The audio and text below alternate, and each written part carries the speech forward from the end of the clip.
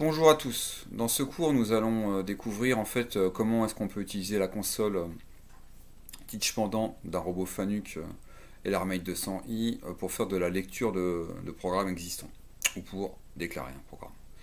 Donc, dans un premier temps, il y a des boutons très importants à identifier, hein.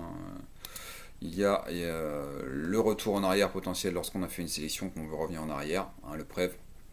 Vous avez aussi quelque chose de très important si jamais la console ne répond plus, c'est que ce commutateur est tourné sur off. Ça, c'est désengagé lorsque on veut justement que personne ne touche à la console. Donc si jamais il n'y a pas de réponse sur la console, veillez bien à ce que ce commutateur soit positionné sur on.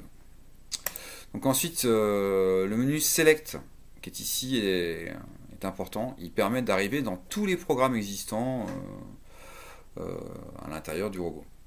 Donc à partir de là, vous allez pouvoir naviguer avec les flèches, hein, pour pouvoir monter, descendre, aller choisir potentiellement un programme. Et lorsqu'on sera en mode lecture, vous verrez que le mode step qui est ici, là, qui est une lecture pas à pas, est très utile lorsqu'on fait de la vérification de programme, ou même lorsqu'on fait de l'apprentissage en termes d'écriture qu'on verra au niveau 3. Donc ici, vous avez la lecture marche avant, marche arrière. On voit que voilà, il y a backward et forward. Même chose, hein, vous avez les vitesses de lecture qui peuvent être changées ici, hein, toujours pareil, hein, c'est pareil que dans le premier cours. Alors, cette fameuse lecture pas à pas, on la retrouve ici avec une activation dans le... Si ici le step est actif, on l'aura ici, hein, on aura un retour d'action ici. S'il est désactivé, on le verra pas, la LED s'allumer. Donc c'est ce que j'expliquais tout à l'heure, l'affichage, donc select, j'affiche tous mes programmes, avec mes flèches, je monte, je descends, je fais le défilement des différents programmes existants, et celui qui m'intéresse, j'appuie sur entrée, je choisis, et au moment où j'appuie sur entrée, je vais rentrer justement à l'intérieur du programme qui est déjà prédéfini.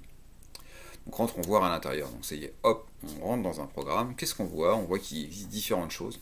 Imaginons qu'on décide d'écrire, alors on écrit, pas comme dans Kuka où on écrit la ligne qui est après la ligne active, là on écrit à la ligne active.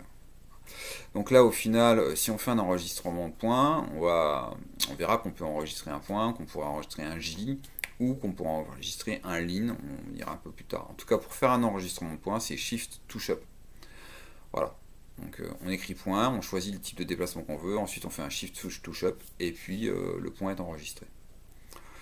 Il suffit d'être sur la ligne, si on avait choisi d'être sur la ligne 3 par exemple, d'activer la ligne 3 avec les flèches, et de faire un Shift Touch Up, il aurait écrasé le point ligne 3. Quoi. Donc c'est ça qui est intéressant dans un programme. Dans un autre programme un petit peu plus intéressant, puisqu'on retrouve en haut une déclaration d'outil, on verra ce que c'est qu'un outil. Il faut toujours déclarer un outil au démarrage d'un programme, et déclarer une base aussi. Là vous avez un déplacement en J, qui s'appelle aussi point to point, ou un déplacement en linéaire, en L. Linéaire, c'est pour faire des points d'approche, ou des points de sortie. Les point to point, donc les J sont des vitesses à 100%, où le robot va lui-même prédéfinir sa trajectoire. On va lui donner un point de départ, il aura un point d'arrivée, et en fait entre ces deux points, c'est lui qui va se mettre à 100% axe moteur pour aller le plus vite possible. Donc c'est des déplacements qu'il faut... ça peut être surprenant des fois, donc il faut vérifier ce qu'on fait quand on fait des point-to-point. Donc voilà pour ce qui est de cette déclaration. Donc ensuite, pour faire de la création de programme, quand on a vu qu'on a aussi un onglet en F2, hein, on peut faire Create. Donc forcément, hein, on retourne dans Select, on retourne dans la liste des menus, on fait Create, on va créer un nouveau... Et si on fait Entrée, on va arriver dans un menu de création programme. Donc il nous permet en fait ce create voilà, d'arriver directement dans le nom du programme. Où là on choisit uppercase, lowercase, option, on met uppercase. Si on clique sur uppercase, au niveau ici là, on va avoir en fait un petit peu comme du T9 sur les anciens téléphones portables, où il va falloir appuyer un certain nombre de fois sur F1 pour avoir une première lettre, etc. Donc c'est voilà, un peu old school, mais on est capable d'enregistrer facilement le nom du programme. Et à partir de là, il faudra écrire. C'est l'objet du cours suivant. On voit comment est-ce qu'on écrit et surtout comment on déclare des outils. comment on change d'outil.